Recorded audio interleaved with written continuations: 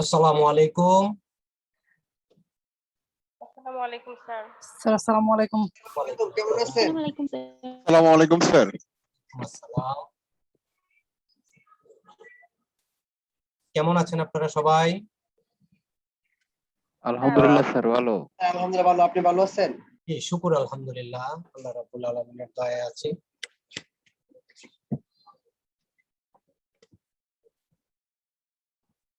Sir bat training এর কি synopsis দেয় নাই?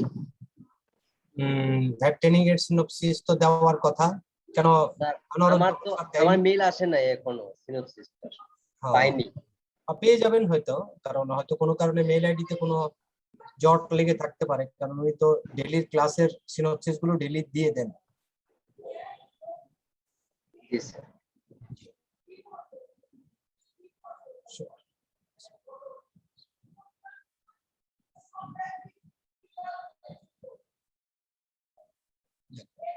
আমাদের অলরেডি আমরা 40-এর বেশি জয়েন করেছি এবং সময় অলরেডি 6 মিনিটস এর মতো হয়ে গেছে। আমরা আস্তে আস্তে শুরু করি।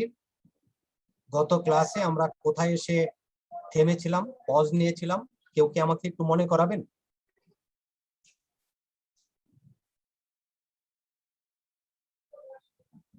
স্যার আমাদের কয়েকটা ফর্মের নাম বলছিলেন, ওগুলা একটু দেখতে বলছিলেন। আমরা কয়েকটা ফর্ম সম্পর্কে বলেছিলাম যে ওই ফর্ম গুলো কি হবে, কিভাবে কি করতে হয়, সাবমিট করতে হয়, রাইট? জি স্যার। Yes sir. জি, থ্যাংক ইউ।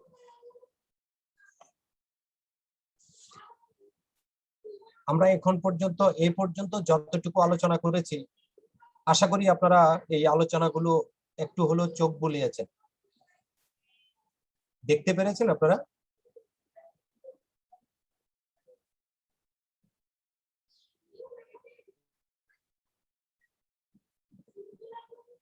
আপনারা আমাকে শুনতে পাচ্ছেন?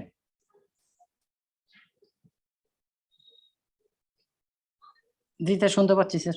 জি, দেখতে পেরেছিলেন আপনারা? আমরা যে আলোচনাগুলো করেছি এ পর্যন্ত, আমাদের কয়টা ক্লাস হলো আজকে নিয়ে? 4টা না 5টা আজকে সহ?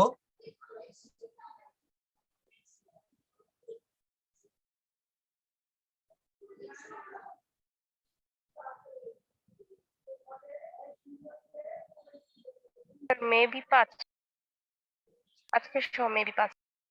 জি, আচ্ছা, আমি শিডিউল 1টা পাঠিয়েছিলাম আপনাদেরকে, আপনারা কি পেয়েছেন?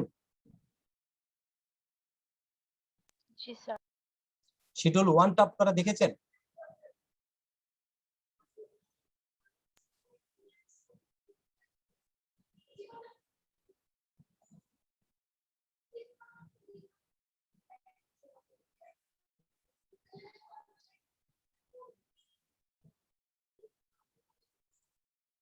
আমি আবারও একটু মনে করাই দিচ্ছি আপনাদেরকে। আপনারা কাইন্ডলি মিনিমাম 5 টাইমস আপনারা এটা পড়ে ফেলবেন, ইনশাআল্লাহ you will be benefited. Okay, today আমরা সেকশনে যে চলে যাব, একটে চলে যাব। আমরা লাস্ট ক্লাস পর্যন্ত 38 পর্যন্ত আলোচনা করেছিলাম, আজকে আমরা 41 থেকে আলোচনা শুরু করছি। Section 41, inspection of register of members, মেম্বার্সদের রেজিস্টার। আমরা 36-এ একটা বিষয় আলোচনা করেছি, কেউ কি আমাকে একটু মনে করাতে পারে 36-এ আমরা কি আলোচনা করেছি?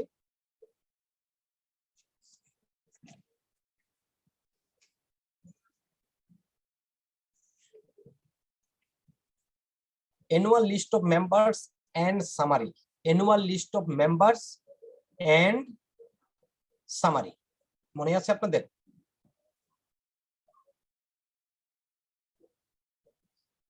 থার্টি ফাইভে আমরা আলোচনা করেছিলাম index of members of company. 36-এ আলোচনা করেছিলাম list of members and summary. এবং এটা আলোচনা করতে গিয়ে আপনাদেরকে এটা বলেছিলাম যে আমরা যে শিডিউল 10 বলি, এই শিডিউল 10টা হচ্ছে summary of shareholders and share capital.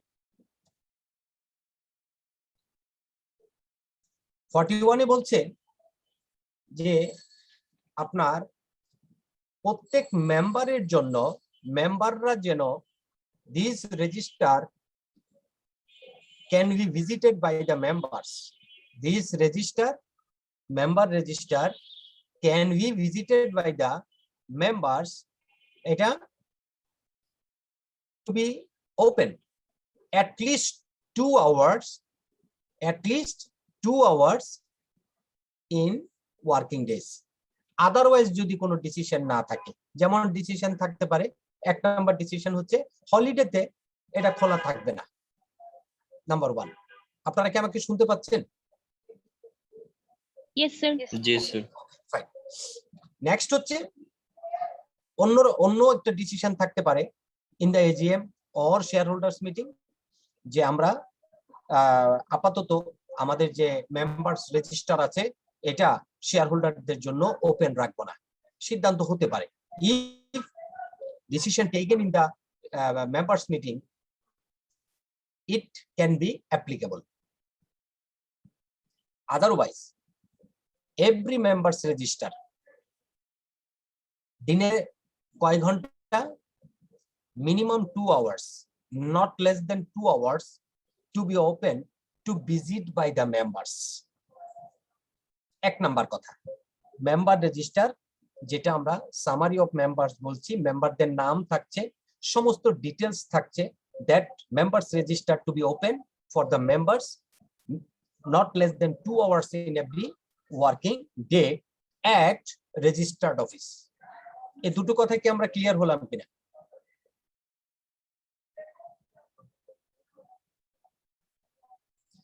G sir. Other than member also can visit it. Other than member also can visit by paying requisite fees.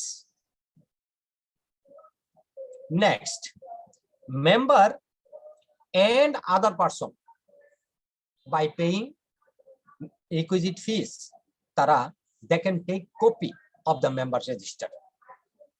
They can copy the members register.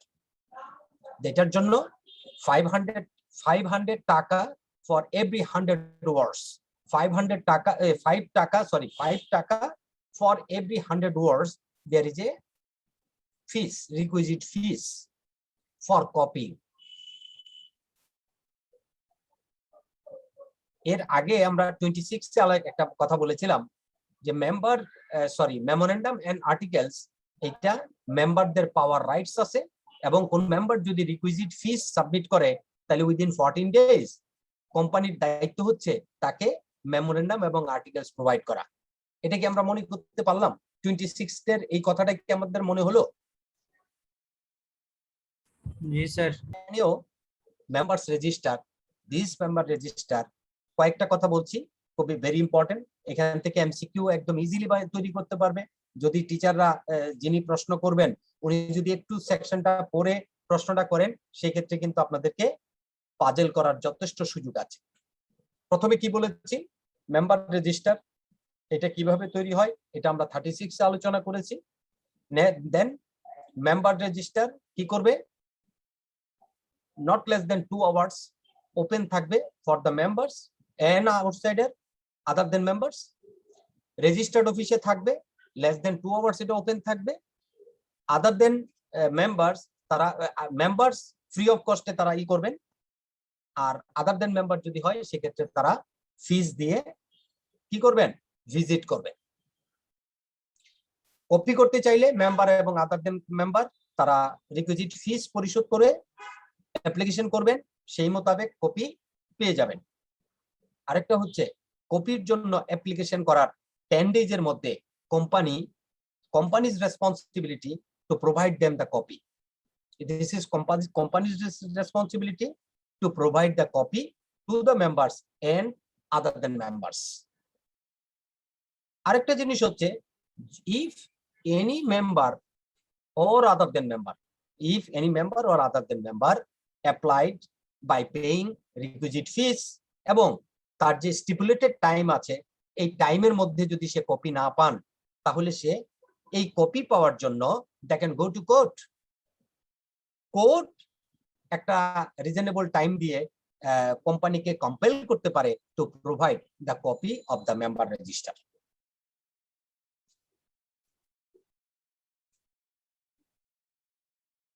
কথাটুকু clear হোক, 41টা clear হলো কিনা আমাদের কাছে? Yes, sir. ওকে, next 42 হচ্ছে power to close the register. এই যে রেজিস্টার, এই রেজিস্টারটা ক্লোজ রাখা। আমরা তো এমনি বলেছি registered officer not less then 2 hours open রাখবে।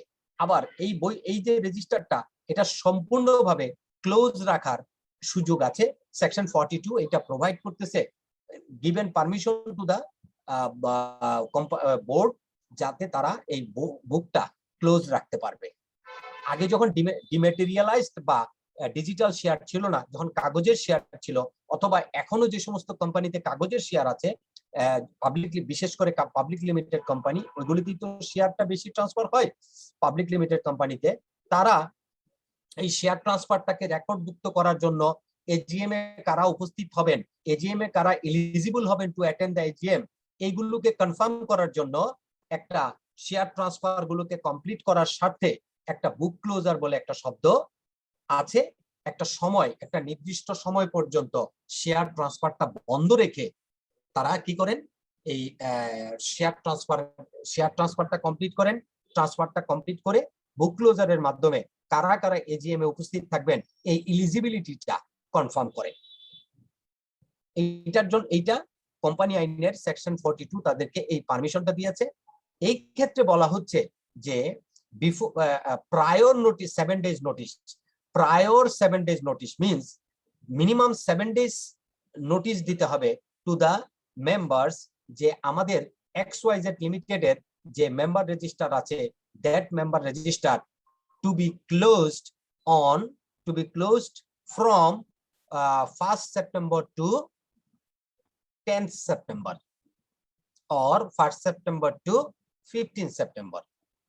কি বলছি? বুক ক্লোজার, মেম্বার রেজিস্টার, এটা ক্লোজ রাখা যাবে। এটার জন্য ল তাদেরকে পারমিট করছে। সেই পারমিশনটা কি? পারমিশনটা হচ্ছে by giving 7 days prior notice to the members. তারা কি করবে? বুকটা ক্লোজ রাখতে পারবে। এই ক্লোজ রাখার জন্য তাদেরকে 7 days নোটিশ দিতে হবে, এবং এই ক্লোজ রাখাটা সর্বোচ্চ 1 ইয়ারের মধ্যে সর্বোচ্চ 45 days ক্লোজ রাখতে পারবে, এবং এট এ টাইম 30 days এর বেশি ক্লোজ রাখতে পারবে না। এখানে কয়েকটা ইনফরমেশন। একটা কথা হচ্ছে যে whether the board can close the member register or not, yes or no? Yes, Yes. member register can be closed Yes, sir. as per law. Next হচ্ছে বা এটার জন্য prior notice, prior 7 days prior notice is required. কয় দিনের notice দরকার? 7 দিনের prior notice দরকার, number 1। Number 2, in একটা ইয়ারে তারা সর্বোচ্চ 45 days, প্রত্যেক বছর তারা সর্বোচ্চ 45 days can be kept close of the members register। এটা 45 days তারা ক্লোজ রাখতে পারবে at best, সর্বোচ্চ সংখ্যক 45 days, but at a time not more than 30 days। কয়টা ইনফরমেশন? একটা ইনফরমেশন, চারটা ইনফরমেশন। একটা হচ্ছে member register can be closed by the board, number 1। Next, prior notice 7 days prior notice is required to close the book, close the member register। Second, third, in the year, each year, every year, maximum 45 days can be kept close the member register, can keep the close member register, can close maximum 45 days in every year, in each year। Fourth হচ্ছে at a time not more than 30 days can be closed, at a time not more than টানা close রাখতে পারবেন। Close রাখতে পারবে না। এই চারটা information কি আমরা বুঝতে পারলাম স্যার? আমাদের মাথায় কি গেল? জি স্যার। Okay, thank you. তাহলে 41 এ আমরা কি বললাম? মেম্বার রেজিস্টার টু ইন্সপেকশন বা inspection of the register of members, মেম্বার্সদের রেজিস্টার। আমার একটা question। Yes, please. স্যার এখানে যে বললেন স্যার আমরা 30 ডেজ এর বেশি ক্লোজ করতে পারবো না, তার মানে স্যার বছরে তো 45 দিন, but G.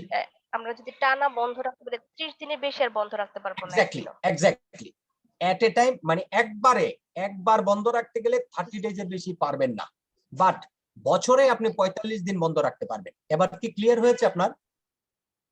G sir. Thank you, thank you.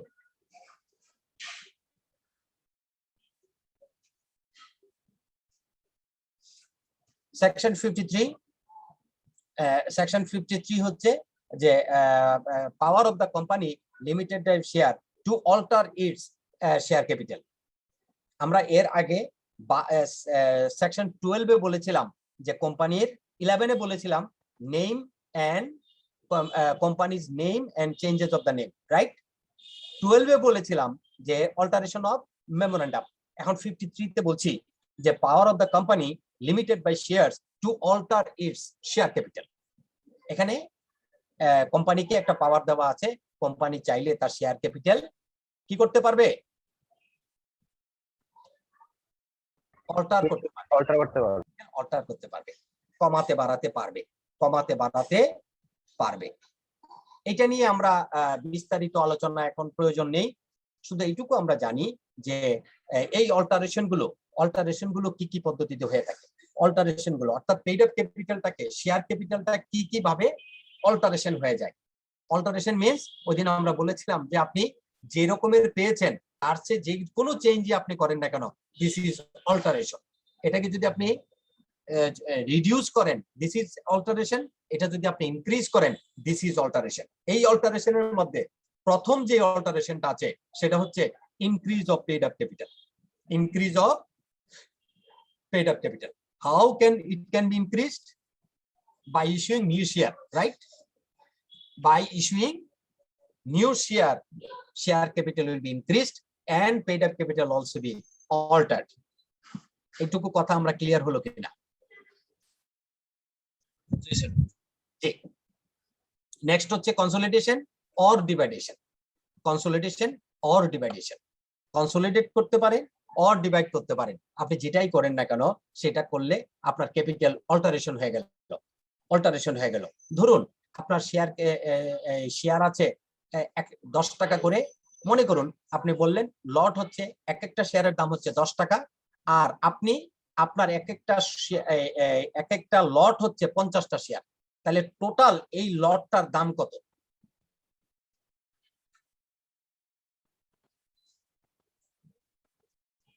পাঁচশো মাল্টিপ্লাইড বাই 10 তাহলে 5000 টাকা, রাইট? আর যদি আমি এক একটা শেয়ারের দাম 100 টাকা বলি তাহলে কয়টা হবে শেয়ার? 50টা। অর্থাৎ শেয়ারের দাম যদি হয় 100 টাকা, এটাকে আপনি 10 টাকা বানাতে পারবেন, 1 টাকা বানাতে পারবেন।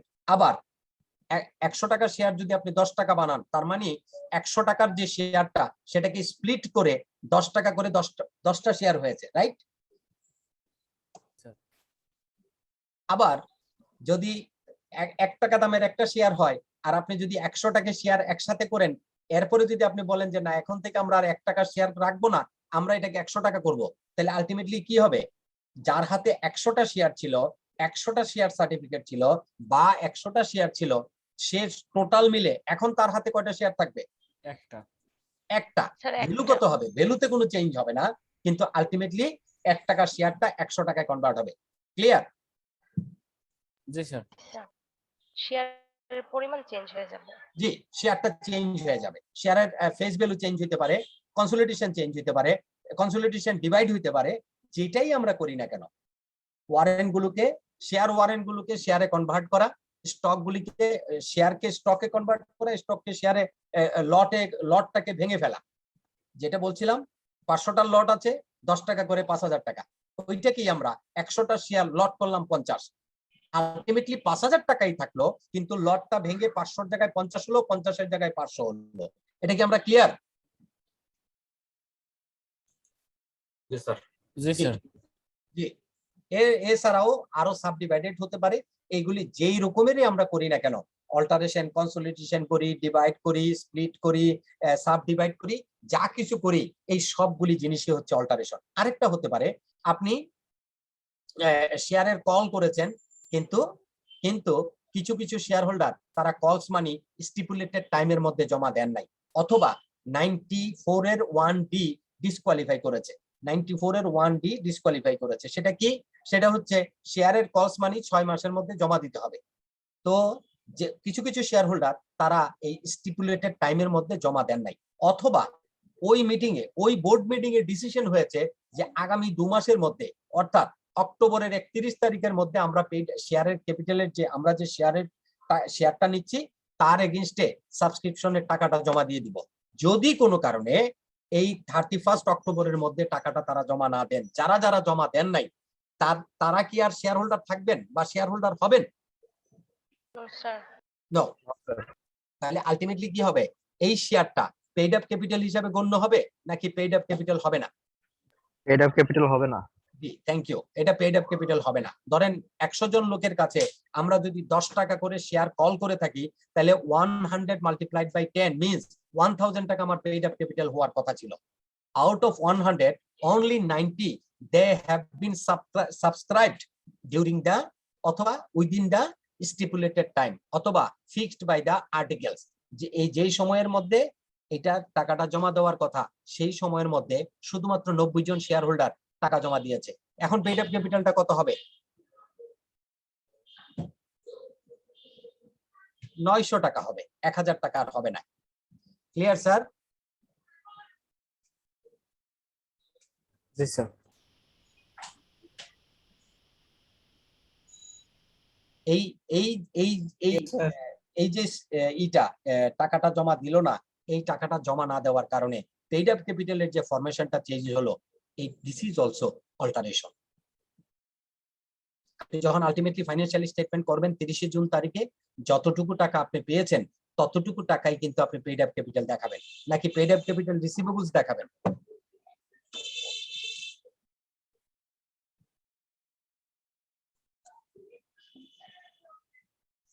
পেড আপ ক্যাপিটাল যদি না পায় এটা কি রিসিভেবল দেখানো যাবে?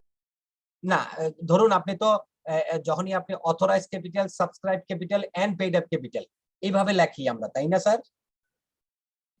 জি স্যার। জি, অথরাইজ ধরুন একটা কোম্পানির অথরাইজ ক্যাপিটাল 10 লাখ টাকা, সাবস্ক্রাইব ক্যাপিটাল 100 টাকা, এই 1000 টাকা, 10 টাকা করে 100 শেয়ার, কিন্তু পেড আপ হয়েছে 90 মাল্টিপ্লাইড বাই 10 900। অ্যাকচুয়ালি আমি ক্যাশ পেয়েছি কত? 900। 900 will be my paid up capital, right? Right sir. Yes sir. Yes.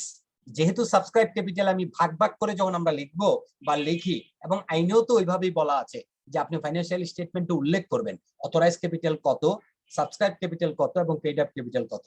আমরা কি লিখবো? অথরাইজ ক্যাপিটালের সাথে পেইড আপ এবং সাবস্ক্রাইবের কোনো সম্পর্ক নাই।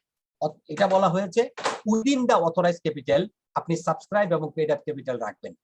আপনি কখনোই অথরাইজ ক্যাপিটালের বেশি সাবস্ক্রাইব ক্যাপিটাল করতে পারবেন না। কিন্তু সাবস্ক্রাইব ক্যাপিটাল আর পেইড আপ ক্যাপিটাল তো সর্বোচ্চ পরিমাণ সমান সমান তো হইতে পারবে নাকি? জি স্যার, সমান সমান হতে পারবে। এক্স্যাক্টলি। লেস হতে পারবে, সমান সমান হতে পারবে, বেশি হতে পারবে না। But not more than that. Right, not more than that. It can be less than, it can be equal. তো সেই ক্ষেত্রে যখনই 1000 টাকা আমরা কল করেছিলাম পেয়েছি 900 টাকা, স্বাভাবিকভাবে 100 টাকা আমি পাই নাই। পরবর্তী বছর আমি যখন ফাইন্যান্সিয়াল স্টেটমেন্ট করতে যাব তখন আমি লিখবো অথরাইজ ক্যাপিটাল হচ্ছে 10 লাখ, সাবস্ক্রাইব ক্যাপিটাল হচ্ছে 1000, পেইড আপ ক্যাপিটাল হচ্ছে 900। এই যে 100 টাকা আপনি পেলেন না, এই যে আপনার 100 টাকা পরবর্তী বছরে আপনি উল্লেখ করতে গিয়ে 100 টাকা পেলেন না, এই যে ক্যাপিটালটার মধ্যে একটা ফরমেশন চেঞ্জ হলো, এই this is also alteration. Clear? জি স্যার। জি। আরেকটা জিনিস আপনারা একটু নিজে নিজে পড়ে ফেলবেন, সেটা হলো 57 সেকশন 57, এটা আপনারা করে ফেলবেন। Application of premium received on the issue of share. এটা শুধু এইটুকু বলে রাখি, আপনি 10 টাকা শেয়ার কিন্তু মার্কেট থেকে টাকা নিয়েছেন 15 টাকা করে, আপনার 5 টাকা যেটা অতিরিক্ত নিয়েছেন সেটা কি?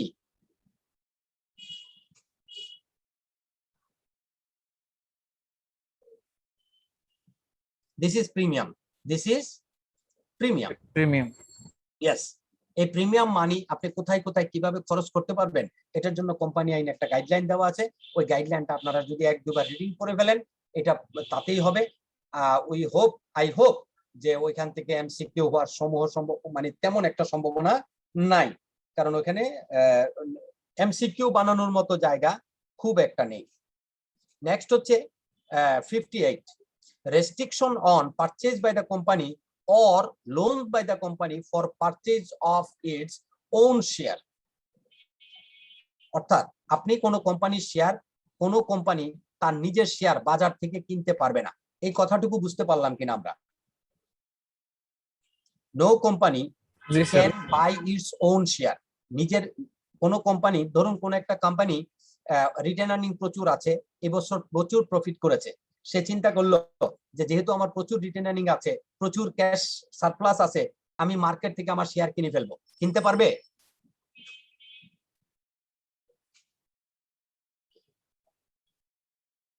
না স্যার, কেন? স্যার লতে তো বলা আছে যে ওন শেয়ার কেনা যাবে না। এটা লস। যদি ধরেন আমরা কোম্পানি আইন পড়ি নাই, থিওরিটিক্যালি আমরা কি অ্যালাউ করতে পারবো কিনা? অথবা ধরেন নিজের শেয়ার যদি নিতে কিনি তাহলে তো ক্যাপিটাল কিভাবে গেইন করলাম? রাইট। বিষয় হচ্ছে আপনার রিটেন আর্নিং হচ্ছে শেয়ার হোল্ডারদের টাকা, ক্যাপিটালও হচ্ছে শেয়ার হোল্ডারদের টাকা। আমি যদি রিটেন আর্নিং থেকে রিটেন আর্নিং দিয়া শেয়ার ক্যাপিটাল কিনি, আলটিমেটলি ফাইন্যান্সিয়াল ইম্প্যাক্টটা কি দাঁড়ালো? আমি শেয়ার হোল্ডারসের টাকা দিয়েই শেয়ার হোল্ডারদের শেয়ার কিনেছি। এই ইকুইটিতে কোনো ইম্প্যাক্ট হবে এটার? No sir. না, নো ইম্প্যাক্ট ইজ দেয়ার। এইটা হচ্ছে অ্যাপারেন্টলি দেখলে জিনিসটা সম্ভব হচ্ছে না, কিন্তু আইন বলছে যে কোনো company they can not buy their own share. এটা একদম আইনের কথা। আমরা একটা উদাহরণ দিব, দিলে এই জিনিসটা আপনাদের আরো ক্লিয়ার হবে।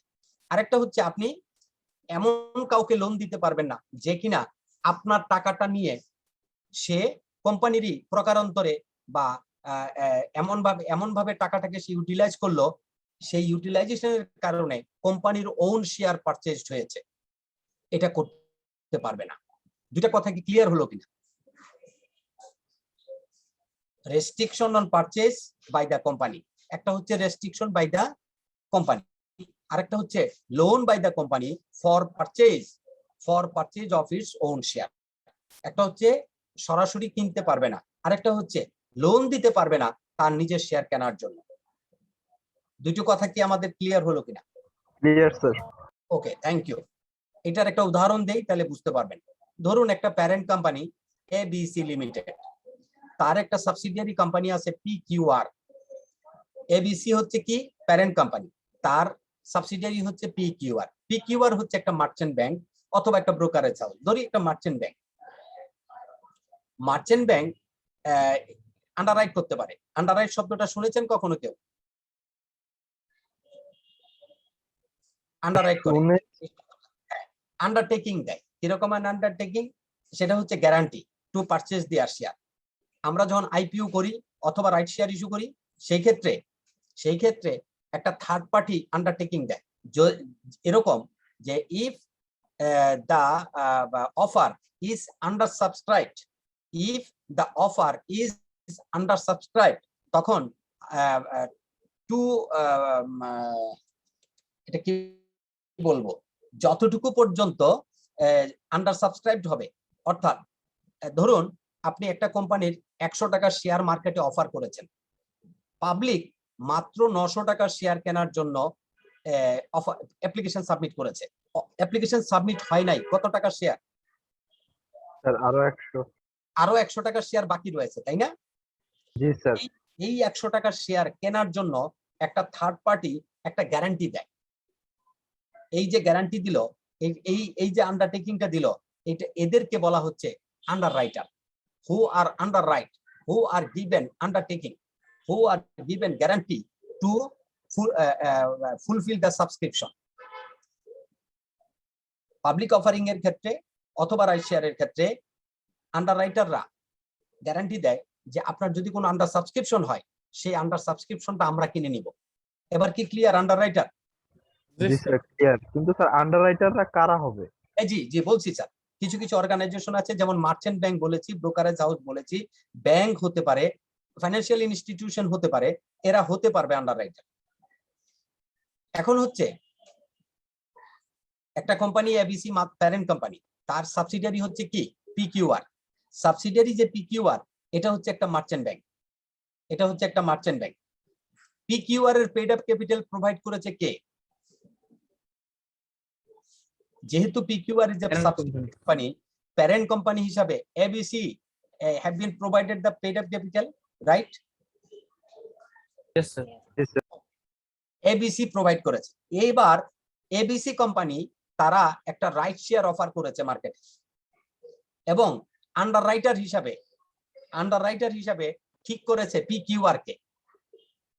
এই পিকিউআর এখন কি আন্ডাররাইটার হতে পারবে? আমার জন্য মতো তো মনে হয় হতে পারবে না, কারণ নিজের শেয়ার নিজের বিক্রি করার বিষয়টা অনেকটা এরকম হয়ে গেল। না, হতে পারবে না। যে ABC paid up capital provide করেছে কাকে? পিকিউআর। PQR কে। পিকিউআর সেই টাকা দিয়ে এখন যে আন্ডাররাইটিংটা করবে সেটা কার টাকা, কার শেয়ার? এবিসির শেয়ার। তাহলে প্রকারান্তরে এবিসির টাকা দিয়েই এবিসির শেয়ারকে আন্ডাররাইট করা হচ্ছে, ঠিক কি না? জি স্যার। এই রকমের যে সিচুয়েশন, এই সিচুয়েশনটা কি সবাই বুঝতে পেরেছেন কিনা, নাকি আরেকবার বলতে হবে? বুঝতে পারছি। প্যারেন্ট কোম্পানি সাবসিডিয়ারিকে পেড আপ ক্যাপিটাল দিয়েছে, ওই সাবসিডিয়ারি আবার প্যারেন্ট কোম্পানির রাইট শেয়ারের আন্ডাররাইটার হতে যাচ্ছে। ধরুন তার যদি আন্ডার সাবস্ক্রিপশন হয়, এই পিকিউআর যখন এটা ওই সাবস্ক্রিপশনটা কমপ্লিট করবে, তখন এবিসির টাকা দিয়েই পিকিউআর এবিসির শেয়ার কিনেছে কিনা? জি স্যার, এটা কি ক্লিয়ার হয়ে গেল স্যার? Clear sir. জি স্যার। Thank you. তার মানে আমরা এই কথাটা, যেই জিনিসটা আমাদের হেডলাইনটা ছিল restriction on purchase by the company or loan by the company, এখানে যদিও লোন শব্দটা ব্যবহার করেছে, আলটিমেটলি এখানে লোনের জায়গায় যেমন investment, mother parent company and subsidiary, এই দুজনের মধ্যে রিলেশনশিপটা কি? Parent company invested money to the subsidiary, right? Yes, sir. Next, Yes, sir. 59, reduction of paid up capital, reduction of share capital, reduction of share capital, সেটা কি?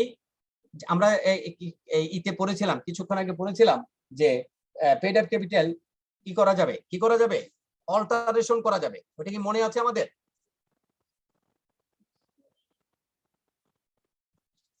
মনে আছে? আমরা 53 তে যেটা আলোচনা করেছিলাম যে power of company limited by shares or to alter its share capital, বলেছিলাম যে আপনি যে কোনো যেটাই করেন না কেন সেটা হচ্ছে alteration of paid up capital. এখন আমরা বলছি 59 এ বলছি যে reduction of share capital, whether reduction is alteration or not. Alteration. Yes, alteration, right? Reduction of share capital, reduction of share ক্যাপিটালের জন্য যেটা হবে, আপনাকে স্পেশাল রেজুলেশন করতে হবে, স্পেশাল রেজুলেশন করতে হবে এবং কোর্টের কাছ থেকে পারমিশন নিতে হবে। এই দুইটা জিনিসের মাধ্যমে you can reduce your paid up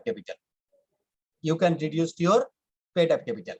another one thing you have to follow, সেটা হচ্ছে আপনি যখন কোর্টের কাছ থেকে পারমিশন নিয়ে reduction, if you reduce your paid up capital, তাহলে কোর্ট আপনাকে বলে দিবে যে আপনি আগামী 1 বছর আপনার পেইড আপ এই আপনার নামের শেষে আপনি এন্ড রিডিউসড এই শব্দটা ব্যবহার করবেন, যাতে আপনার যে স্টেক হোল্ডার অথবা আপনার যে ইউজার আছে, ইনফরমেশন ইউজার আছে, তারা যেন বুঝতে পারে আপনি কোনো এক সময় শেয়ার ক্যাপিটাল রিডিউস করেছেন। কথাটা কি ক্লিয়ার? জি স্যার। আপনি পেড আপ ক্যাপিটাল রিডিউস করতে পারবেন by taking special resolution and approval from the court. এটুকুতে কোনো আছে কিনা, কনফিউশন আছে কিনা? No sir. ওকে, নেক্সট বলেছি যে আপনি when you are reducing your paid up capital, আপনাকে কোর্ট একটা পারমিশন দিবে যে yes you can reduce your paid up capital. Simultaneously they will give you an order যে আপনি অবশ্যই আপনার নামের শেষে, যেমন ধরুন ABC লিমিটেড এন্ড রিডিউসড, এই শব্দটা আপনি আগামী 1 বছর ব্যবহার করবেন। দ্যাট মিন্স আপনি যখনই এইটা ব্যবহার করবেন তখন এটার মিনিং হচ্ছে এই যে আপনি কোনো এক সময় পেইড আপ ক্যাপিটাল রিডিউস করেছেন। ক্লিয়ার? জি স্যার।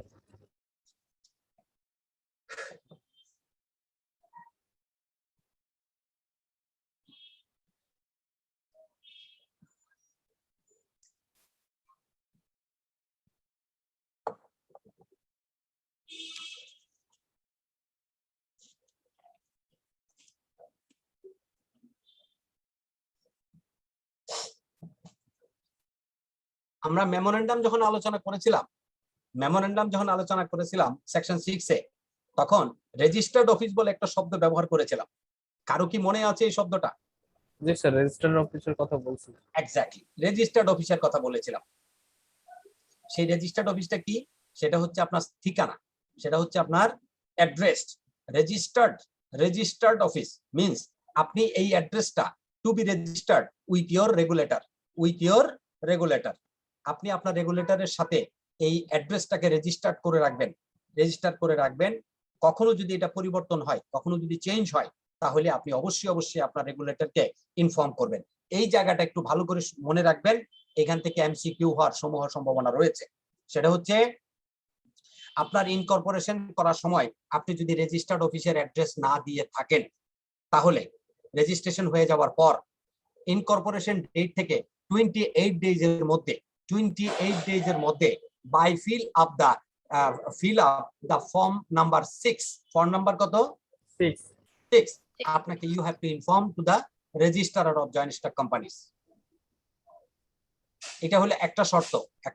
প্রথম শর্তটা কি? Registered office of a company under section 77। প্রথম কন্ডিশনটা কি? প্রথম কন্ডিশন হচ্ছে if you are not registered at the time of incorporation, তাহলে after incorporation from the incorporation date within 21 days you have to submit registered address by fill up the form number 6. এটুকু বুঝতে কারো কোনো অসুবিধা হয়েছে কিনা? Sir, earlier you have said 28 days, but the last one you said 21 days. Which one is correct? 28 days, sir. 28 days. Okay, sir. Thank you. Earlier not say 21 days. যদি বলে থাকি সেটা হয়তো বের হয়ে গেছে মুখ থেকে। রেজিস্টার্ড অফিস 28 ডেজ বলেছি। আর তারপরেও একটু চেক করে নেন, আমরা যখন গতদিন ফর্ম আলোচনা করেছিলাম, যে ফর্ম 6 আলোচনা করেছিলাম, তখন আমরা যদি ভুলে 21 ডেজ বলে থাকি, এটা টু বি রেকটিফাইড। এটা অবশ্যই আপনারা কারেক্ট করে নেবেন। 28 ডেজ এর কথা বলেছিলাম। ইনকর্পোরেশন থেকে 28 days first condition. Second condition, এই ইন বিটুইন দ্য টাইম যদি এটা কোনো কারণে চেঞ্জ হয়ে থাকে তাহলে within not more than 21 days, মানে within 21 days you have to inform to the registrar of joint stock companies. Clear? Sir, এই 21 days এর যে ব্যাপারটা একটু বলেন, এটা আরেকবার একটু রিপিট করুন। Sorry, স্যার 21 days এর যে ব্যাপারটা বললেন, যদি এর মধ্যে কোনো চেঞ্জ হয় 28 days আপনি যখন অ্যাড্রেস চেঞ্জ হবে 28 ডেজ এর মধ্যে অবশ্যই রেজিস্ট্রারকে আপনি জানাইতে হবে যে আমি এখন উদয় টাওয়ারের 9 তলা থেকে 10 তলায় উঠেছি, অথবা 10 তলা থেকে নিচ তলায় নেমে গিয়েছি। ক্লিয়ার? জি স্যার। আপনি একই বিল্ডিং এর যদি ফ্লোরও চেঞ্জ করেন, you are bound to inform to the registrar of joint stock companies within 21 days. Otherwise ওইখান থেকে সরকারি অফিস থেকে রেজিস্ট্রারের অফিস থেকে তার প্রতিনিধি এসে আপনাকে ভিজিট করে, যদি আপনি যে আগে যে রেজিস্টার্ড অফিস দিয়েছিলেন সেই রেজিস্টার্ড অফিসে যদি আপনাকে না পায়, you will be penalized. বুঝতে পারছি স্যার কারণ আপনি যতদিন ডিলে করবেন 28 দিনের পরে। জি সরি স্যার স্যার আপনি যে বললেন স্যার 28 ডেজ, স্যার এটা কি যে ইনকর্পোরেশন ডেট থেকে, আর যখন আমি ঠিকানা চেঞ্জ করব তখন 21 ডেজ? তখনও 28 ডেজ। ওকে, তখন কি যে চেঞ্জ হওয়ার ডেট থেকে 28 days? ইয়েস, চেঞ্জ হওয়ার ডেট থেকে 28 ডেজ এর মধ্যে আপনি ইনফর্ম করবেন।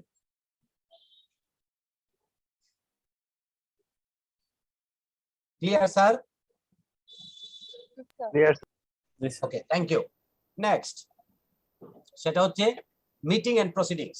মিটিং এই শব্দটা, this word is very common to us এবং খুব ফ্যামিলিয়ার উই আর না, রাইট? মিটিং যে কোনো সময় যে কোনো ফ্রেন্ড ফোন করলে আমরা বলি, দোস্ত আমি এখন মিটিং এ আছি, তোমাকে পরে ফোন করবো, বলি কি না? কিন্তু আমাদের কোম্পানিজ অ্যাক্টে আমাদের যে মিটিং এর কথা বলা আছে, এখানে কমপক্ষে 3 types of meeting we are discussing. We are concerned about 3 types of meeting: annual general meeting, extraordinary general meeting, statutory general meeting. এই মিটিং গুলো আমরা কনসার্ন আছি এবং আমাদেরকে এগুলো কতগুলি ফরমেশনের মাধ্যমে আমাদেরকে বাধ্য করা হয়েছে যে এগুলো অবশ্যই আমাদেরকে কমপ্লাই করতে হয়। যেমন annual general meeting. Annual general meeting, every company shall in each year, every company shall in each year কি করতে হবে? একটা গ্রেগরিয়ান ক্যালেন্ডারে আপনাকে অবশ্যই একটা এজিএম হোল্ড করতে হবে। কি করতে হবে? AGM is annual general meeting. This is members meeting. কি মিটিং এটা? This is what meeting? Members meeting. Annual general meeting. Sir এই জিনিসগুলো আমরা একদম মাথায় নিয়ে নিব। কোনো কারণে যদি আমরা আইন পড়তেও না পারি, অন্তত এমসিকিউ আকারে যেহেতু আমাদের পরীক্ষা হবে নেক্সট টাইম, আই হোপ এই যে ছোট ছোট যে শব্দগুলো আপনাদের সাথে আমি ডিসকাস করার চেষ্টা করছি, আপনারা ইউ উইল বি বেনিফিটেড। আপনারা একটু মাথায় নিবেন, আশা করি এগুলো একটু মনে রাখার চেষ্টা করবেন, আর পড়লে তো উত্তম, কোনো সন্দেহ নাই। কি বলছি? প্রত্যেক বছর প্রত্যেকটা গ্রিগরিয়ান ক্যালেন্ডারের মধ্যে আপনাকে একটা এজিএম করতে হবে। এটুকু আমাদের বুঝতে কোনো অসুবিধা আছে কিনা? নেক্সট, ইনকর্পোরেশন থেকে 18 মান্থসের মধ্যে আমাকে একটা এজিএম করতে পারবো, আমি একটা এজিএম করতে পারবো। নট মোর দেন কত month? Not more than 18 months. Incorporation থেকে 18 মান্থসের মধ্যে আমার একটা এজিএম করা বাধ্যতামূলক। Not more than, not exceeding 18 month means আপনি 18 মাসের বেশি যেতে পারবেন না। নট এক্সিডিং 18 মান্থ মিন্স আপনি 18 মাসের বেশি যেতে পারবেন না। প্রথমেই বলেছি প্রত্যেক বছর একটা এজিএম হবে। নেক্সট বলছি ইনকর্পোরেশন থেকে 18 মাসের মধ্যে আপনি একটা এজিএম করতে বাধ্য থাকবেন বা করবেন। থার্ড হচ্ছে দুইটা এজিএম এর মাঝখানের যে গ্যাপ, এই গ্যাপটা কোনোভাবেই নট মোর দেন 15 মান্থস। এই তিনটা তথ্য আমরা কি বুঝতে পারলাম কিনা? আবার বলবো নাকি আপনাদের ক্লিয়ার হয়েছে? স্যার আরেকবার একটু রিপিট করলে। Sure, thank you so much.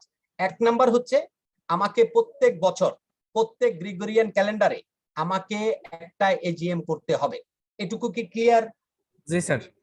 Second হচ্ছে দুইটা এজিএম এর মাঝখানে 15 মাসের বেশি বিলম্ব হবে না। এটুকু কি ক্লিয়ার? জি স্যার। দুইটা এজিএম এর মাঝখানে 18 সালের এজিএম এবং 19 সালের এজিএম, এই দুইটা এজিএম এর মাঝখানে গ্যাপ যেটা হবে সেই গ্যাপটা 15 মাসের বেশি হতে পারবে না। ক্লিয়ার? জি স্যার। ইনকর্পোরেশন ডেট থেকে প্রথম এজিএম 18 মাসের বেশি যেতে পারবে না। এটা কি clear? Clear sir. Okay. Next হচ্ছে আরেকটা বিষয়, আপনি ধরুন ওই যে আমি যে শর্তগুলো বলেছি, কি 3টা শর্ত বলেছি। 1 নাম্বার, প্রত্যেক বছর একটা এজিএম হবে। 2 নম্বর, দুইটা এজিএম এর মাঝখানে 15 মাসের বেশি পার্থক্য থাকতে পারবে না। 3 নম্বর, প্রথম এজিএম 18 মাসের মধ্যে হয়ে যেতে হবে। এই তিনটার মধ্যে যদি কোনো ব্যত্যয় ঘটলে আপনি রেজিস্ট্রারের কাছে লিখিতভাবে আপনার এই যে সময়টা, এই যে স্টিপুলেটেড টাইমটা বা রিকোয়ার্ড যে স্টিপুলেটেড টাইমটা, অথবা আপনার জন্য যে টাইম ফ্রেমটা দেওয়া আছে, এই টাইম ফ্রেমটা পার হয়ে যাওয়ার আগে আপনাকে কি করতে হবে? রেজিস্ট্রারের কাছে অ্যাপ্লিকেশন করতে হবে। রেজিস্ট্রার সেই ক্ষেত্রে আপনাকে সময় বর্ধিত করে দিতে পারেন। এই মিটিং হওয়ার জন্য আপনাকে কি করতে পারে? সর্বোচ্চ 90 দিন সময় দিতে পারে। এই মিটিংটা হওয়ার জন্য সর্বোচ্চ 90 দিন দিতে পারে। But not exceeding 31st December. Not exceeding 31st December it's very important একটা বিষয়। সেটা হচ্ছে আমরা প্রায় সময় এই জায়গাটাতে একটা কনফিউজড হই। সেটা হচ্ছে দুইটা এজিএম এর মাঝখানের 15 মাসে। জি বলুন স্যার। এখানে 31st বলতে কি মিন করতেছে পরের বছরের 31st যেন ক্রস না করে যায়। এক্সাম্পল দেই, you will be clear. Number 1, ধরুন আপনার ইয়ার এন্ডিং হচ্ছে 30শে জুন, আপনার এজিএমটা শেষ করতে হবে 31শে ডিসেম্বরের মধ্যে। এবার কি ক্লিয়ার? জি স্যার, বুঝতে পারছি। আপনি যে কোনো ফরম্যাটেই হোক, দুইটা এজিএম এর মাঝখানে 15 মাসের বেশি সময় নিতে পারবেন না। আপনি যে কোনো ফরম্যাটই হোক, আপনি প্রথম এজিএমটা 18 মাসের বেশি সময় যেতে পারবেন না। এর মধ্যেও যদি কোনো কারণে আপনি এজিএম করতে না পারেন, সেই ক্ষেত্রে আপনি রেজিস্ট্রারের কাছে অ্যাপ্লিকেশন করবেন যে due to some unavoidable circumstances or prevailing pandemic epidemic so and so we are unable to hold our AGM. Please allow us, sanction us sometime. তখন registrar of joint stock companies, they will allow sanction sometime. That time will not be more than 90 days. Will not be more than 90 days. Subject to it will not be exceeded 31st December. That means বুঝা গেল যে আপনি আপনাকে যেটুকু সময় তারা provide করবে সেই সময়টা এমন ভাবেই প্রোভাইড করবে, এটা 90 ডেজই হোক, 50 ডেজই হোক, আর 60 ডেজই হোক, এটা 31শে ডিসেম্বর পার হবে না। এইটুকু শব্দ কি আপনারা বুঝতে পেরেছেন কিনা? স্যার বুঝতে পারছি। স্যার আমার একটা কোশ্চেন আছে। জি বলুন। স্যার যদি আমি এমন ধরি যে আমি জুলাইয়ের 1 তারিখে একটা বিজনেস অর্গানাইজেশন ইনকর্পোরেশন হয়েছে, জুলাইয়ের 1 তারিখ 2020। জি আচ্ছা, তাহলে এটার ইনকর্পোরেশন ডেট থেকে যদি 18 মান্থের মধ্যে হওয়ার কথা থাকে, তাহলে বিষয়টা দাঁড়াচ্ছে যে 2021 সালের 31 ডিসেম্বরের মধ্যে তাদের প্রথম এজিএমটা করতে হবে। এক্স্যাক্টলি। সেক্ষেত্রে যদি তারা কোনো কারণে সেটা করতে সমর্থ না হয় এবং যদি টাইম এক্সটেন্ড করার জন্য রেজিস্ট্রারের কাছে আবেদন করে, সেক্ষেত্রে স্যার 31 এর যে কথাটা আপনি বললেন যে 90 দিন বাড়ালেও যেন সেটা 31 ক্রস না করে, এই ক্ষেত্রে বিষয়টা কেমন হবে? কোনোভাবে সুযোগ নাই। এখানে যেহেতু 31 বলে আপনাকে ফিক্সড করে ফেলেছে, যদি 90 ডেজ, 180 ডেজ অথবা যেটা বলেছি আমরা 18 মান্থস, 15 মান্থস, তাই না স্যার? এই শব্দগুলি যদি থাকতো তাহলে কিন্তু আপনি আপনার একটা রিল্যাক্সেশন ছিল, আপনি ফ্লেক্সিবল ছিলেন যে আপনি কিছুটা আগে পিছে করতে পারতেন, তাই না স্যার? জি স্যার। যখনই আপনাকে 31 ডিসেম্বর বলে ফেলছে, তখন আপনাকে আর 31 ডিসেম্বরের পরে যাওয়ার কোনো সুযোগ নাই। আমি কি বুঝাতে পারলাম স্যার?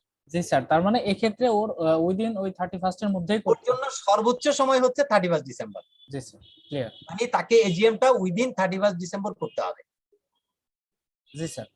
জি, থ্যাংক ইউ স্যার। এই যে শব্দটা বললাম, এটা একটু মাথায় রাখবেন। যদি খুব মানে স্যাররা যদি একটু কষ্ট করে প্রশ্ন করে, ঠিক এই লাইনটা দিয়ে আপনাকে এমসিকিউটা করবে স্যার। আগের গুলো করবে না, কারণ আমরা সবাই আগের গুলো পড়বো, আগের গুলো জানবো। আগের গুলো এত সোজা প্রশ্ন আপনাদেরকে নাও করতে পারে, যেহেতু এটা প্রফেশনাল এক্সাম।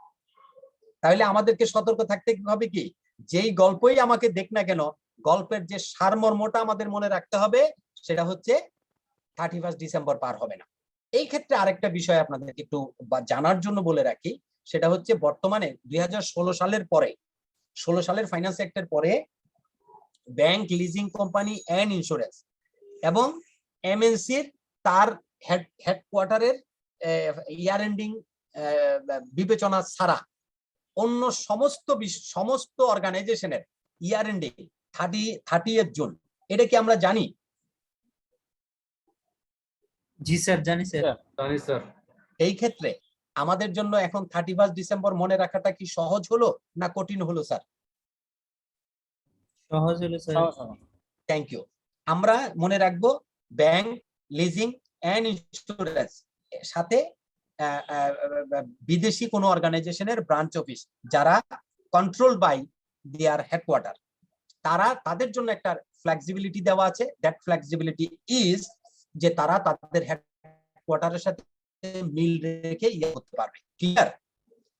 আদার অল অর্গানাইজেশন তাদেরকে একটা রুল ফলো করতে হচ্ছে, সেটা হচ্ছে year ending should be in 30 June. এইটুকু কি আমরা clear? Sir, I have a question sir. জি বলুন।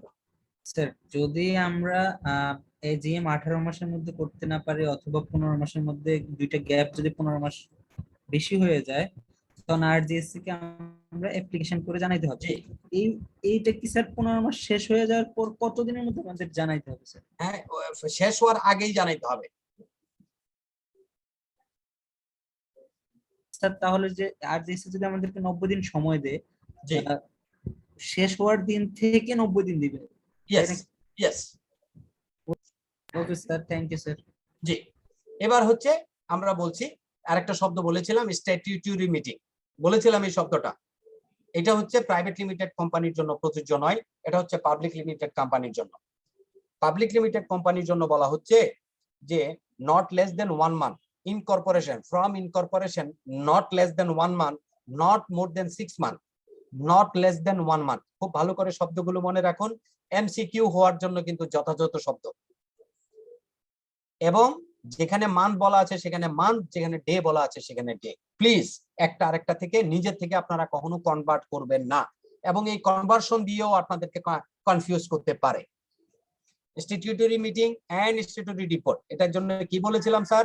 এটার জন্য বলেছি যে every company limited by share এবং limited by share and limited by guarantee having share capital within not less than 1 month, not more than 6 month, তাদেরকে একটা meeting hold করতে হয়, মেম্বার্স মিটিং কল করতে হয়। That members meeting is called statutory meeting. কয়দিনের মধ্যে করতে হবে স্যার? একবার বলবেন প্লিজ। শিওর। শেয়ার ক্যাপিটাল আছে এমন limited company, limited company means public limited company, সেটা আন্ডার গ্যারান্টি হতে পারে, হ্যাভিং সেটা পেইড আপ ক্যাপিটাল হতে পারে। তাদের ইনকর্পোরেশন হয়ে যাওয়ার পর ইনকর্পোরেশন থেকে নট লেস দেন 1 মান্থ, 1 মাসের কম নয়, 6 মাসের বেশি নয়, এই সময়ের মধ্যে একটা মেম্বার্স মিটিং করা অব্লিগেটরি, বাধ্যতামূলক, ম্যান্ডেটরি। এই মিটিংটার নাম হচ্ছে স্ট্যাটিউটরি মিটিং। ক্লিয়ার? জি স্যার। এবং এই মিটিং এ বোর্ড অফ ডিরেক্টরদের একটা রিপোর্ট উপস্থাপন করা বাধ্যতামূলক। That report is called statutory report. কোনো প্রশ্ন? No sir. This report should be circulated, should be reached to the shareholders within 21 days. Means meeting থেকে 21 days এর মধ্যে অবশ্যই এই রিপোর্ট মেম্বারদের কাছে পৌঁছাতে হবে। কোনো প্রশ্ন? কয়টা তথ্য পেলাম স্যার? কয়টা তথ্য পেয়েছি? একটা তথ্য হচ্ছে এটা হবে অবশ্যই পাবলিক লিমিটেড কোম্পানি, এটা প্রাইভেট লিমিটেড কোম্পানির বেলায় প্রযোজ্য নয়। এই কথাটা কি আমরা ক্লিয়ার হলাম কিনা স্যার? জি স্যার। জি sir. Statutory meeting is not applicable for private limited company. Clear? G sir. It is obligatory, mandatory for public limited company having share capital or under guarantee. Clear? After Yes, sir. incorporation within the time not less than 1 month, not more than 6 months, meeting to be held. Clear? Yes sir. In this meeting board of directors will submit one report is called statutory report. Clear? Clear sir. This report should be sent to the অথবা shall be sent to the shareholders, to the members within 21 days. Clear? Yes sir. Okay. এই তথ্যগুলো আমাদের মনে থাকবে তো? জি sir. ওকে, এখানে একটা statutory রিপোর্টের কথা বলেছি, right? Right sir. These statutory report should be certified by the two directors. One will be managing director.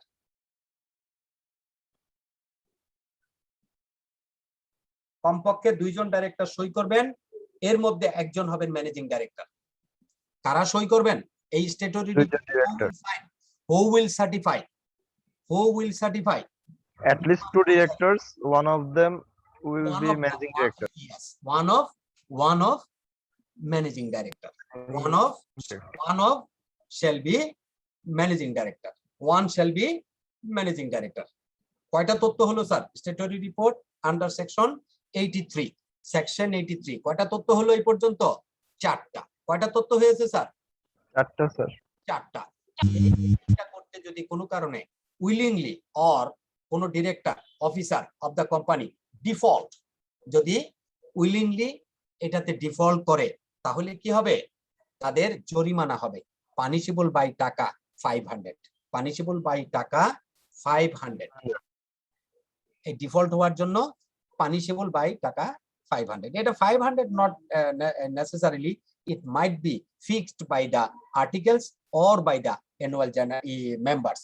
এটা হইতেই পারে যে কোনো ফিগার, বাট কোম্পানি আইনে এখানে 500 টাকার কথা উল্লেখ আছে। এই 5টা তথ্য কি আমাদের মনে থাকবে? জি sir. I have a question, sir. Clear? Sir, Yes. জি। স্যার একটা পয়েন্ট বলছিলেন যে রিপোর্টটা অবশ্যই শেয়ার হোল্ডারদেরকে সেন্ড করতে হবে। ইয়েস, কতদিনের মধ্যে সেন্ড করতে হবে 21 days। Sir? 21 days, clear? Yes sir, clear sir.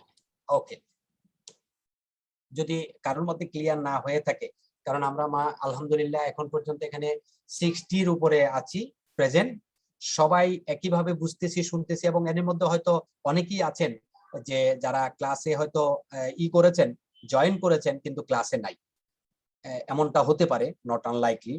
But যারা আছেন তারা একটু রেসপন্স করবেন। আমি প্রয়োজনে 2বারের জায়গায় 3বার বলবো, কিন্তু কথাগুলো শুনে রাখুন। আই হোপ যে আপনাদের পড়ার চাপটা একটু কম হবে। 2-1 জন কি বলবেন যে কথাটা ঠিক বললাম কিনা? জি স্যার। কারণ আমরা যে পরিমাণ বাস্তবতার সম্মুখীন আছি, সেই ক্ষেত্রে আসলেই তো আমাদের পক্ষে সবকিছু পড়ে পরীক্ষায় যাওয়াটা মনে হয় একটু দুষ্কর। অনেক ফার্মই আছে 7টা 8টা 9টার আগে অনেক স্টুডেন্ট আপনারা বাড়িতে যেতে পারেন না, আমি জানি, ঠিক কি না? নাম ধরে কোনো কোম্পানির কথা বা কোনো ফার্মের কথা বলা লাগবে না, আমি জানি অনেকেই আপনারা 6টা 7টা 8টার আগে বাসায় যেতে পারেন না। 8টার সময় যদি আপনি ফার্মের থেকে বের হন, বাসায় যেতে মিনিমাম 1-1.5 ঘন্টা লাগে। 9টায় আপনি 9:30টায় বাসায় পৌঁছালেন, 9টায় 9:30টায় বাসায় পৌঁছাইয়া আপনি সারাদিন কাজকর্ম করে আপনার শরীরের যে কন্ডিশন, আপনি কোম্পানি লো আর বিজনেস লো পড়বেন, নাকি বিছনা আপনাকে বলবে আয় বাবা আজকে একটু রেস্ট? কোনটা? স্যার লাস্ট যেটা বলছেন এটা স্যার।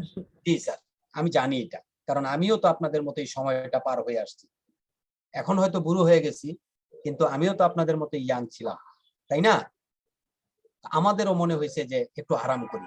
তো যারা যত কম আরামটাকে ত্যাগ করবে, বেশি আরামটাকে ত্যাগ করবেন, তারা তত বেশি তাড়াতাড়ি এই জিনিসগুলোকে ধরে ফেলতে পারবেন। এনিওয়ে, আমরা ওদিকে আর গেলাম না। তাইলে 83 আমরা ক্লিয়ার হয়ে গেলাম। 83-তে কি আছে? Statutory meeting and statutory report. Okay, Yes, sir. Sir next হচ্ছে calling of extraordinary general meeting on requisition.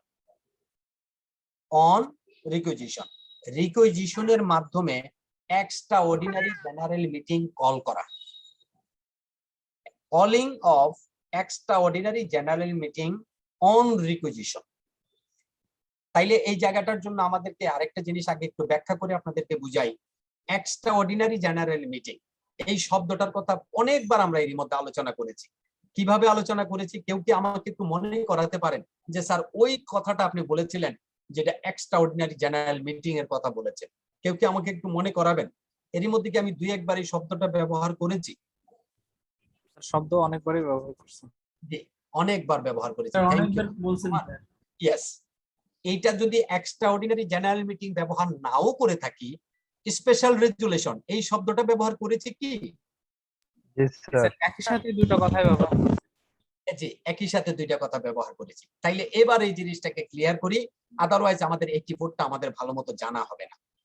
Extraordinary general meeting বলা হচ্ছে কোনগুলোকে? এই যে আমরা 81-এ যেটা বললাম, 81-এ কি বলেছি? Annual general meeting. কি বলেছি sir? Annual general annual general meeting ছাড়া, এবং 83-তে স্ট্যাটিউটরি মিটিং এর কথা বলেছি। এই 2টা মিটিং ছাড়া মেম্বাররা আর যত মিটিং এ মিলিত হবেন সবগুলি মিটিং হচ্ছে এক্সট্রাঅর্ডিনারি জেনারেল মিটিং। কথাটা কি বোঝা গেল কিনা? জি স্যার। Yes, sir. মেম্বারদের মিটিং 3টা। একটা হচ্ছে অ্যানুয়াল জেনারেল মিটিং, প্রথম কোম্পানি প্রতিষ্ঠা হওয়ার পরে স্ট্যাটিউটরি মিটিং, তারপরে প্রত্যেক বছর annual general meeting. Annual general meeting ছাড়া আর যে কোনো প্রয়োজনে মেম্বাররা যে কোনো মিটিং এ বসুক না কেন, সেই মিটিং গুলি হচ্ছে এক্সট্রাঅর্ডিনারি জেনারেল মিটিং। এবার কি ক্লিয়ার স্যার? Clear sir. এই এক্সট্রাঅর্ডিনারি জেনারেল মিটিং গুলির জন্য বোর্ড অফ ডাইরেক্টরসরা যদি এটার রিকুইজিশন এটার বোধ করেন যে আমাদের এখন পেইড আপ ক্যাপিটাল ইনক্রিজ করতে হবে, এক্সট্রাঅর্ডিনারি জেনারেল মিটিং এ বসবে, জি স্যার বসতে হবে। আর্টিকেল চেঞ্জ করতে হবে, এক্সট্রাঅর্ডিনারি জেনারেল মিটিং এ বসবে, বসবে স্যার। আমাদের এখন মেমোরেন্ডাম চেঞ্জ করতে হবে, বসতে লাগবে। জি স্যার। জি স্যার। জি, আমাদের এখন নাম চেঞ্জ করতে হবে, বসতে লাগবে। Yes, sir. জি, বসা লাগবে। এরকমের আরো অনেক বিষয় আছে যেগুলোতে বসা লাগবে। বসার প্রক্রিয়াটা কি? বসার প্রক্রিয়াটা হচ্ছে বোর্ড অফ ডিরেক্টরস মনে করলো যে আমরা একটা নতুন করে একটা জমি কিনবো, নতুন করে একটা জমি কিনবো। এই জমিটা কেনার জন্য আমরা শেয়ার হোল্ডারদের কাছ থেকে কিছু টাকা ক্যাপিটাল নিব, নিয়ে আমরা জমিটা কিনবো। This is price sensitive information, right? Price sensitive information means যেই ইনফরমেশন এই শেয়ারের দামকে সেনসিটিভ করে, এমন এমন যে ইনফরমেশন, কোম্পানির এমন যে ইনফরমেশন, সেই ইনফরমেশন গুলো হচ্ছে প্রাইস সেনসিটিভ ইনফরমেশন। এটা নিয়ে আমরা এখন আলোচনা করব না, কারণ এগুলো হচ্ছে প্রফেশনাল লেভেলের কথা। বাট এই জন্য বললাম যে প্রাইস সেনসিটিভ ইনফরমেশন যখনই কোনোটা হবে তখন অবশ্যই ইজিএম লাগবে, means extra ordinary general meeting লাগবে। কথাটা কি ক্লিয়ার হয়ে গেল স্যার? Yes, জি sir. স্যার। জি স্যার। এই যে extraordinary general meeting, normally board of directors extraordinary general meeting এর এজেন্ডাটা ঠিক করে শেয়ার হোল্ডারদেরকে ইনফর্ম করে এবং একটা ডেট ফিক্সড করে, একটা টাইম ফিক্সড করে, একটা প্লেস ঠিক করে এক্সট্রাঅর্ডিনারি জেনারেল মিটিং এ বসে 21 ডেজ নোটিশ দেন এবং এজেন্ডা যেটা পাস হয় সেটা 3/4 মেজরিটিতে পাস হয়। কত মেজরিটিতে? 3/4 নোটিশ কতদিন? 28 দিন। 21 দিন। 21 দিনের নোটিশ, 3/4 মেজরিটি। আরেকটা হচ্ছে আমরা যখন অ্যানুয়াল জেনারেল মিটিং এর এজেন্ডা গুলো পাঠাই, সেটা 4টা এজেন্ডার কথা বলেছিলাম আপনাদেরকে, এটা রিপিট করব না। 4টা এজেন্ডা আমরা নরমালি পাঠাইয়া দিই। এক্সট্রা অর্ডিনারি জেনারেল মিটিং এর বেলায় এজেন্ডা যেটা হয়, সেই ক্ষেত্রে যেই এজেন্ডাটা অর্থাৎ যে প্রপোজালটা বোর্ড অফ ডিরেক্টরস প্রপোজ করেন যে to be confirmed in the extraordinary general meeting, সেই প্রপোজালটা পুরো জিনিসটা নোটিশের মধ্যে উল্লেখ করে দিতে হয়। কথাটা কি ক্লিয়ার হলো কিনা? জি স্যার। স্যার আরেকবার বললেন প্লিজ। নরমালি আমাদের অ্যানুয়াল জেনারেল মিটিং এর এজেন্ডাতে যে 4টা এজেন্ডা থাকে, সেই এজেন্ডা গুলো আমরা পাঠিয়ে দেই মেম্বারদের কাছে। এটা কি আমাদের মনে আছে? জি স্যার। এইখানে যখনই extraordinary general meeting, board of ডাইরেক্টরসরা কি করেন? একটা প্রপোজাল তৈরি করেন, ঠিক কিনা? যে তারা লিখলো, ওই দিন কথা প্রসঙ্গে বলেছিলাম যে কোন একটা ব্যাংক অথবা কোন একটা লিজিং কোম্পানি, তারা দে হ্যাভ টেকেন ডিসিশন অথবা they have taken the proposal by the board of directors, they are interested to open শরিয়া ভিত্তিক বা ইসলামী শরিয়া উইং। এই জিনিসটা আগে তাদের আর্টিকেলসে ছিল না, এবার যখন এটা করতে যাবে আর্টিকেলসে এটা ইনক্লুড করা লাগবে কি লাগবে না? লাগবে স্যার। এই যে প্রপোজালটা তৈরি করলো, এই প্রপোজালটা নোটিশের মধ্যে পুরো জিনিসটা কোড আনকোড ইনভার্টেড কমার ভিতরে দিয়ে এটা প্রত্যেকটা মেম্বারকে পাঠাইতে হবে নোটিশ। ক্লিয়ার এবার? জি স্যার। জি। প্রপোজাল কি তারা লিখবে, প্রপোজড লিখে বলবে যে board of directors have decided অথবা প্রপোজিং যে considering the prevailing market of the financial market, we are interested অথবা উই ওয়ান্ট টু ওপেন এ ইসলামী শরিয়া উইং ফর আওয়ার অর্গানাইজেশন। এই কথাটা লিখে ইনভার্টেড কমা শেষ করে শেয়ার হোল্ডারদের কাছে পাঠিয়ে দিবে। অল দ্য শেয়ার হোল্ডার্স এটার যাতে মর্মার্থটা বুঝতে পারে, প্রজ এন্ড কনস চিন্তা করতে পারে এবং মিটিং এ এসে এটা ডিসকাস করতে পারে। Clear sir? Yes sir. এটা হচ্ছে this is extraordinary general meeting. আর এখন 84 এ আমরা যেটা আলোচনা করছি, this general meeting is something different. কি ডিফারেন্ট? এটা হচ্ছে ধরুন বোর্ড অফ ডিরেক্টরস এটা ই করছে না, কল করছে না, এটা কল করছে মেম্বাররা। কারা কল করতেছে? আমরা যে এক্সট্রাঅর্ডিনারি জেনারেল মিটিং এর কথা বললাম, নর্মাল যে এক্সট্রাঅর্ডিনারি জেনারেল মিটিং এর কথা বললাম, সেই extraordinary general meeting board of ডাইরেক্টরসরা প্রপোজ করে ম্যানেজ কি করে মেম্বারসদের কাছে পাঠিয়ে দিবে to discuss in the EGM, right?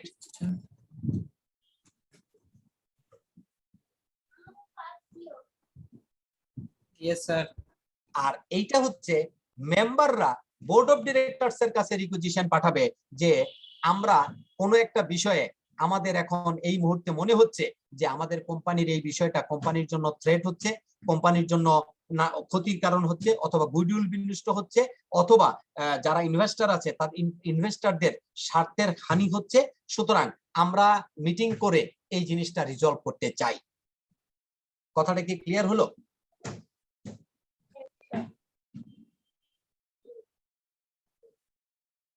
Sir মেম্বারসরা কার কাছে পাঠাবে স্যার? বোর্ডের কাছে। Okay sir. তাহলে এবার এটা বুঝতে পারছেন 84 এর যে calling of extraordinary general meeting on requisition means এটা কল করতেছে কারা? মেম্বাররা। মেম্বার। Members sir. এর আগে যেটা বলেছিলাম সেটা কল করেছে কারা? Board sir. বোর্ড অফ ডিরেক্টরসরা প্রপোজাল তৈরি করে প্রপোজ করে দেন মেম্বারদের কাছে পাঠিয়েছে। আর এটা হচ্ছে উল্টা। একটা উদাহরণ দিলে বুঝতে পারবেন যে কেন এরকম হতে পারে। যেমন ধরুন একটা কোম্পানির ম্যানেজিং ডাইরেক্টর তার চরিত্র খারাপ হয়ে গেছে, সে বোর্ড অফ ডিরেক্টরস এর একটা কিয়দংশের সাথে মিলে অথবা বেশিরভাগ এই ডিরেক্টরদের সাথে মিলে with the connivance of the powerful director or chairman the managing director doing some unlawful things, এরকম হতে পারে? পারে। হ্যাঁ, এরকমের ঘটনা ঘটছে যেটা বোর্ড অফ এই মেম্বাররা এটা অনুমান করতে পারছে, বুঝতে পারছে, অথবা ইন্টারনাল অডিটের রিপোর্টের মাধ্যমে বুঝতে পেরেছে। এখন শেয়ার হোল্ডাররা চিন্তা করছে যে আমরা যদি আমাদের এজিএম হবে ডিসেম্বর মাসে, এই ডিসেম্বর মাস পর্যন্ত যদি আমরা অপেক্ষা করি তাহলে আমাদের এই ম্যানেজিং ডাইরেক্টর আরো যে 6-7 মাস আছে এই 6-7 মাসে কোম্পানির আরো বেশি ক্ষতি করে ফেলবে। সুতরাং আমরা এইটা আগে থেকে আলোচনা করে আমরা we want to take necessary action against the managing director. এরকম হতে পারে স্যার? ইয়েস, হতে পারে। এই ক্ষেত্রে বোর্ড অফ ডিরেক্টরস কোঅপারেশন করতেও পারে, নাও করতে পারে। কি হবে সেটা আমরা পরে আসতেছি। প্রথম হচ্ছে এরকমের কোন সিচুয়েশন যদি তৈরি হয়, rise any situation like this, সেই ক্ষেত্রে 1/10 শেয়ার হোল্ডার, 10 ভাগের 1 ভাগ শেয়ার হোল্ডার শেয়ার হোল্ড করে এমন individually or collectively can call A extraordinary general meeting. প্রথম শর্ত কত? প্রথম শর্ত কি? 1/10 শেয়ার হোল্ডার, ক্যাপিটালের 10 ভাগের 1 ভাগ শেয়ার আছে এমন কেউ, অথবা কালেকটিভলি 10 জন মিলে, 5 জন মিলে, 2 জন মিলেও যদি 1/10 হয় তাহলে তারা এরকমের একটা মিটিং কল করতে পারবে।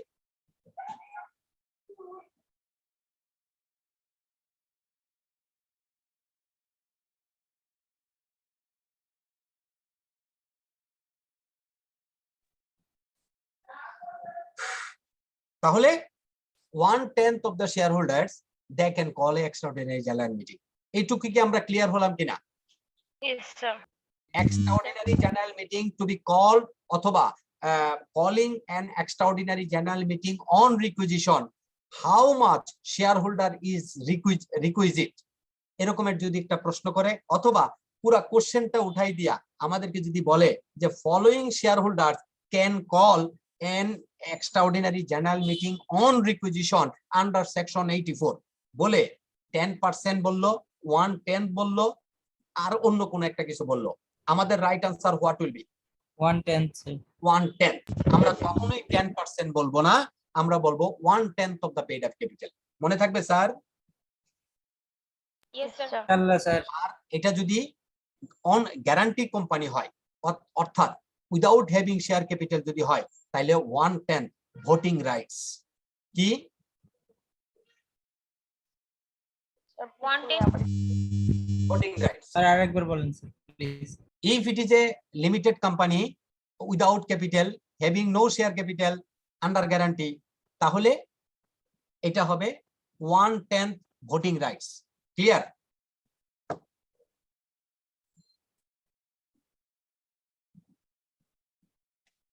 Clear sir? Yes, sir. Okay, next question, next condition. The requisition must be stated the objects. The requisition must be stated the object. যে অবজেক্টের কথা বললাম, যে proposed comma inverted comma within inverted comma, we want to remove our managing director for his misappropriation of money, অথবা for his misleading information or for his misdeed. আমরা এরকমের একটা কিছু প্রপোজ করতে পারি। তাইলে এটার হচ্ছে ইন এ নাটশেল যদি আমরা বলি, সেটা হচ্ছে যে the requisition must be stated the objective. অর্থাৎ এই যে রিকুইজিশন মিটিংটা আমরা কল করছি, এটার অবজেক্টসটা অবশ্যই স্টেটেড থাকবে, ক্লিয়ার বলা থাকবে। ক্লিয়ার?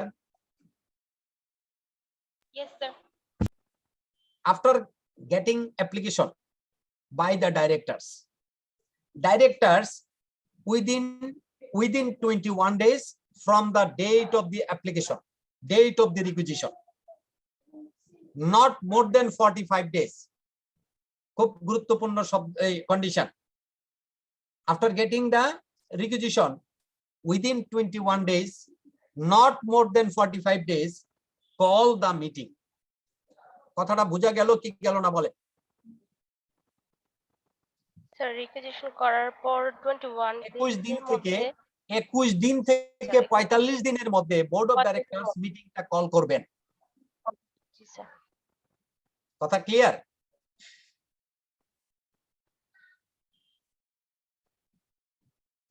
রিকুইজিশন পাওয়ার পর board of directors to within 21 days, not exceeding 45 days, call the meeting. Clear or not? Yes, sir. Next, sir if the board of directors fails to call the meeting within 45 days, তাহলে যারা রিকুইজিশনটা দিয়েছে, all the requisitionists, তারা কি করবেন? অবশ্যই meeting এ বসে পড়তে পারবেন, এবং তাদের যে meeting, that meeting will be valid. কথাটা ক্লিয়ার হলো কিনা? জি sir. That requisition will not be valid after 3 months. এই জায়গাটাতে কিন্তু আপনাদেরকে কনফিউজ করবে। রিকুইজিশনটা 3 মাস পার হয়ে যাওয়ার পরে যদি মিটিং এ বসে, যারা রিকুইজিশন দিয়েছিল তারা, মিটিং ভ্যালিড হবে না। আবার বলি, এই জায়গাটা একটু কনফিউশন হতে পারে, ওটাই স্বাভাবিক। এটা আবার একটু শুনুন। রিকুইজিশন পাওয়ার পর বোর্ড অফ ডাইরেক্টরস 21 দিন থেকে 45 দিনের মধ্যে মিটিং কল করবে। Clear or not? Yes, sir. Yes, sir. Thank you. After 45 days, if the directors fails to call the meeting, তাহলে যারা রিকুইজিশন দিয়েছে তারা মিটিং এ বসে যাবেন, মিটিং করে ফেলবেন, মিটিং করে যে সিদ্ধান্ত নেবেন, that decision is valid. Clear? Yes, sir. Yes, sir. This requisition is not valid after 3 months. 90 days. Not 90 days, 3 months.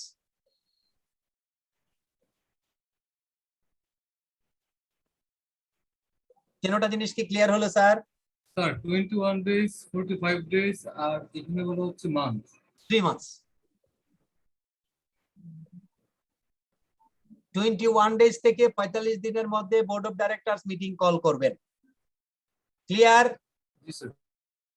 অর্থাৎ বোর্ড অফ ডাইরেক্টরসকে 21টা দিন সময় দেওয়া আছে মিটিংটা কল করার জন্য। ক্লিয়ার হলো বিষয়টা? তারা যদি 45 দিনের মধ্যে মিটিংটা কল না করেন, তাহলে যারা রিকুইজিশনটা দিয়েছেন তারা মিটিং এ বসে যাবেন, এবং তারা যে সিদ্ধান্তটা নেবেন ওই সিদ্ধান্তটা ভ্যালিড। ক্লিয়ার? Yes, sir. এই যে রিকুইজিশনটা দিয়েছে সেই রিকুইজিশনটা 3 মাস পর ইনভ্যালিড হয়ে যাবে। 3 মাস পর যদি মিটিং করে, সেই মিটিং এর decision will not be valid. Clear?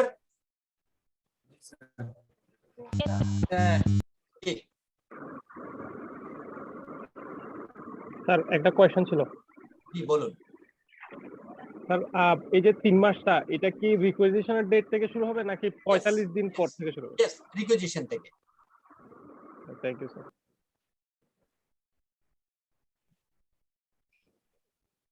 Date requisition যেদিন ডিপোজিট করে সেদিন থেকে। ওকে, এই পর্যন্ত যে কথাগুলো বলেছি আশা করি আপনাদের কথাগুলো মাথায় আটকিয়েছে নাকি হয়নি?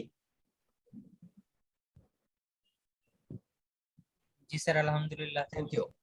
Annual general meeting, annual general meeting, আমরা 81 এ যে অ্যানুয়াল জার্নাল মিটিং এর কথা বলেছি সেই অ্যানুয়াল জার্নাল মিটিং এর জন্য এখন যেটা হচ্ছে, আগে একটু কনফিউশন ছিল, এখন আর কনফিউশন থাকার দরকার নাই।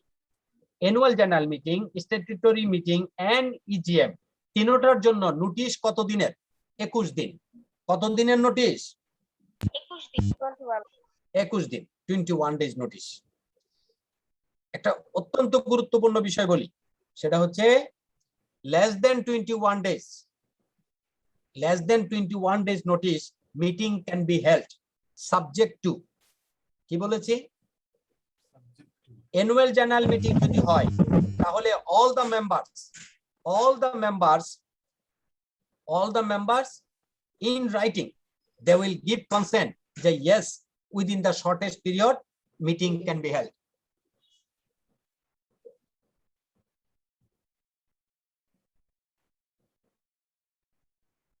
Is EGM, if it is EGM, then 95% shareholder in writing they have given their consent.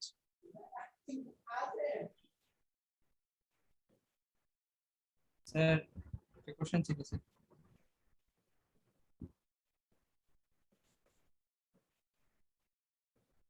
Sir একটা কোশ্চেন ছিল স্যার। Yes, yes. স্যার যদি 21 দিনের কমে মিটিং হয় তাহলে কি করতে হবে স্যার? Sorry.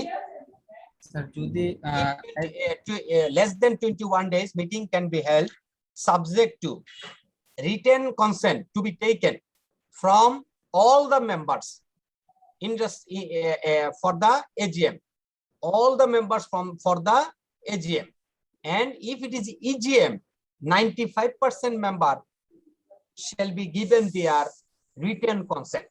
কথাটা কি ক্লিয়ার হলো কিনা স্যার? স্যার জেনারেল মিটিং এ হচ্ছে 100% আমাদের কনসেন্ট লাগবে। Yes, not 100%, please sir, R not হচ্ছে 100%, all the members. আর হচ্ছে আপনার এক্সট্রা অর্ডিনারি মিটিং এর ক্ষেত্রে আমার হচ্ছে 95% হলেই চলে। Exactly, AGM যদি হয় তাইলে all the members written consent যদি দেয় তাইলে আপনি 21 দিনের কম সময়ের নোটিশে আপনি মিটিং করতে পারবেন। আর EGM যদি হয় তাহলে 95% মেম্বারের রিটেন কনসেন্ট যদি আপনি পান তবে 21 দিনের কম সময়ে মিটিং করতে পারবেন। এই দুইটা কথা ক্লিয়ার হলো কিনা স্যার? Yes sir. EGM এর জন্য অল দা মেম্বার্স, EGM এর জন্য 95% মেম্বার। রিটেন কনসেন্ট হইতে হবে। কি consent? Written consent. For AGM all the members, for EGM 95% members. Clear? Yes sir. Yes sir. Okay. Yes sir. Yes.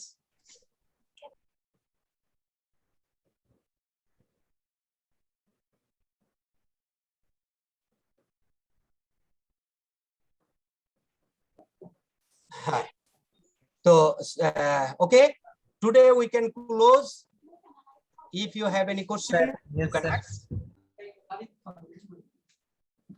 আছে কোনো question অথবা যেটুকু আলোচনা করেছি যদি কোনো কোশ্চেন থাকে আমরা ইনশাআল্লাহ নেক্সট ক্লাসে আলোচনা করব।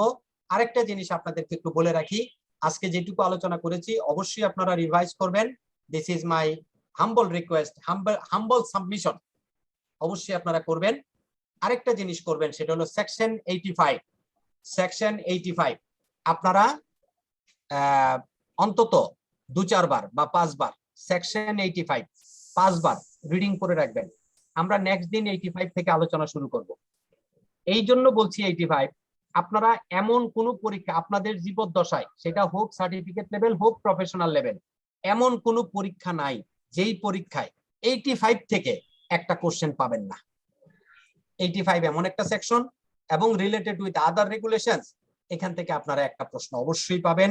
আর এমসিকিউ যদি 2টা-3টা পেয়ে যান আশ্চর্য হবার কোনো কারণ থাকবে না। একটা তো অবশ্যই পাবেন 85 থেকে। 2টা-3টা-4টা পাওয়ারও সম্ভাবনা আছে। এই সেকশনটাতে এত পরিমাণ information. So this is my humble submission. আপনারা অবশ্যই 85টা পড়ে নেবেন, পড়ে রাখবেন। আমি নেক্সট দিন ইনশাআল্লাহ যেদিন আপনাদের সাথে ক্লাস হবে আমরা 85 দিয়ে শুরু করব। আজকের মতো আমরা বিদায় নিতে চাই। আপনারা ভালো থাকবেন, আমার জন্য দোয়া করবেন। আসসালামু আলাইকুম ওয়া রাহমাতুল্লাহি ওয়া বারাকাতুহু। আসসালামু আলাইকুম স্যার। আসসালামু আলাইকুম।